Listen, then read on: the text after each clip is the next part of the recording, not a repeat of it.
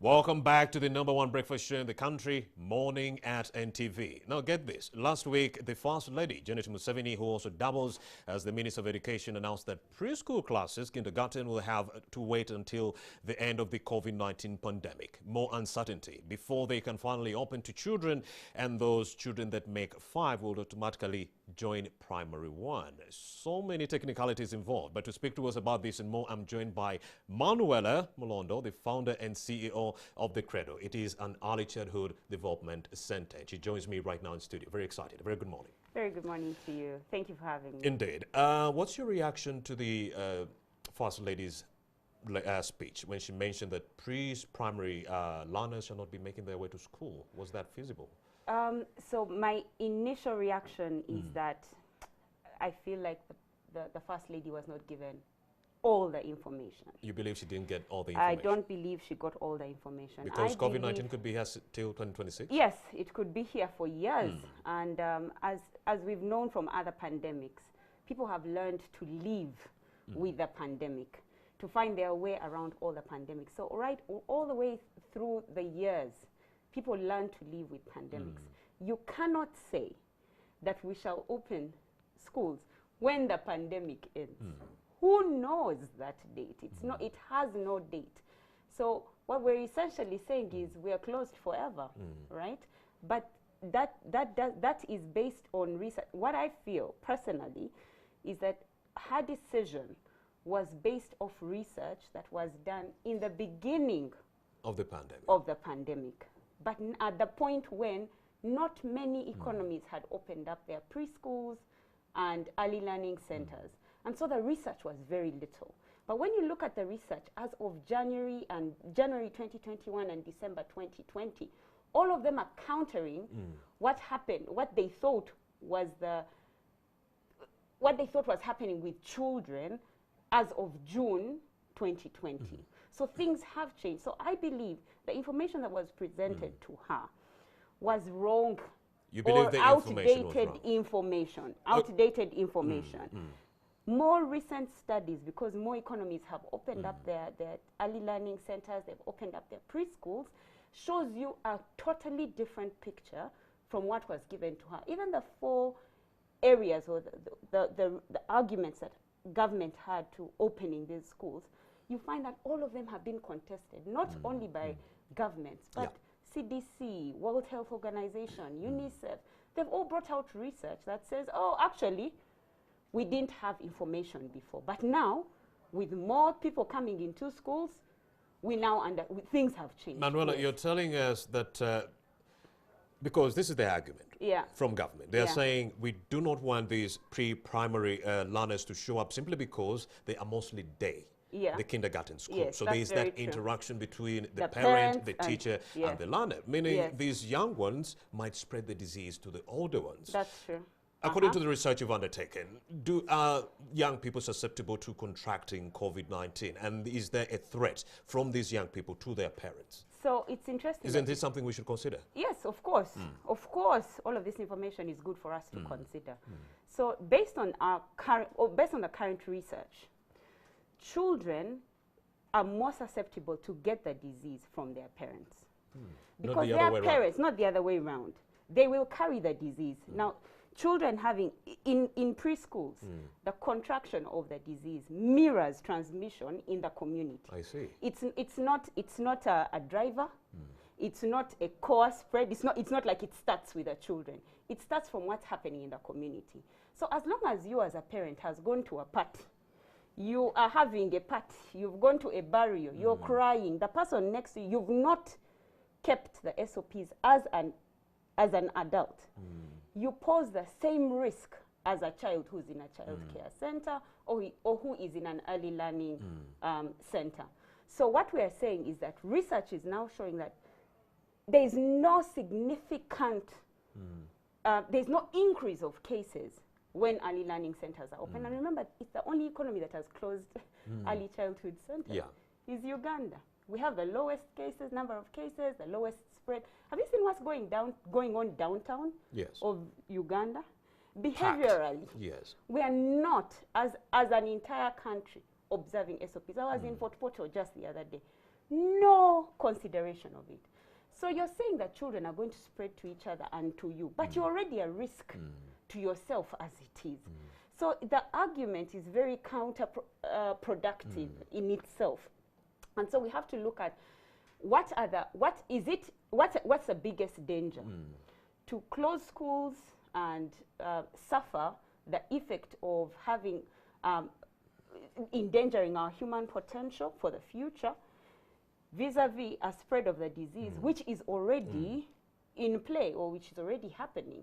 And that's where now we have to, that's why I think we need to present all the information to government and say, this is what's actually going this on. is government's other argument. They are saying, you see, the vaccinations that are going to be taking center stage, maybe end of February, early March, they are not going to handle those younger children below the age of 16. So they say, even though we allow them to go to school, we cannot vaccinate them. These vaccinations are going to be for those 16 years and older. Don't you think that is reason enough to keep these kindergarteners back at home? Because you're waiting to vaccinate the older people? Shouldn't the older people who need the vaccination be at home? You know what I mean? So that we are trading. Right now we are trading. We're on a weighing scale, and we're trading our early childhood preparation for our human potential, our human capital, for people who should already be at home. So if you were to ask me who should be at home, it should be people with pre-existing conditions and people that are older than the most endangered, because children are not endangered by the disease. We might want them to stay at home, but mostly they are the breadwinners. Oh, I agree with you. Very good point. And that's why it's very important for us to see the trade-off. What is our actual trade-off? You're wiping out an entire generation, because again, we don't know when this disease is going to end. Because a 63-year-old with diabetes or whooping cough, who is already in danger of getting this disease, is being allowed to roam in each kuvu. Even the candidate learners we are going to allow to go back to school on March 1st are already interacting with the kindergarteners right now. Exactly, already at home. They're already infecting them right at home. So when we look at this, it's a matter now of how do we live with this disease. It's no longer a thing of how can we avoid how can we ensure no one gets sick. We are now in a place, and as a parent, I was also in that position where I always thought, no, I don't want my child to get the disease. But now I'm in a place of, no, I need to find a way to live with this disease. As the proprietor of CRADO, you run an early childhood development center. How should government have handled this issue? So first of all, I think one of the biggest mistakes we've had is we do not have an umbrella organization, because we're not regulated or licensed. Indeed, you're not, because you have one kindergarten, baby class 1 million, baby class 2 million, baby class 5 million. You have someone at university, they're paying 700,000. It used to beat my mind. So we're not regulated. We have no, so one of the things that we're doing right now is forming a coalition and saying, you know, let's come together. Let's form an umbrella organization with which we can now start to ask for certain things, such as licensing, such as being regulated by our very own government. So that then at that point, when the government makes decisions like this, we're among the first people to consult. But as we speak, we don't know. I understand what you're saying, because even the sectors that were reopened, we saw members of the associations manning those institutions actually come out to give government recommendations on how best they can implement the SOPs. So in the absence of these associations to actually give government any resolutions, you are still in a gridlock. So that's exactly what we believe happened. A decision was made by people that are above the situation.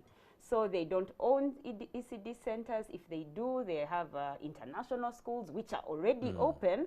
So they really don't have any problem with us, whose children are going to local preschools to stay home, because their children are already Indeed, and during this COVID-19 pandemic, we've said little about the young learners. How has COVID-19 wreaked havoc on the mental health of these young learners? It's amazing that you say that. Just the other day, my son came to me and told me, I'm very sad.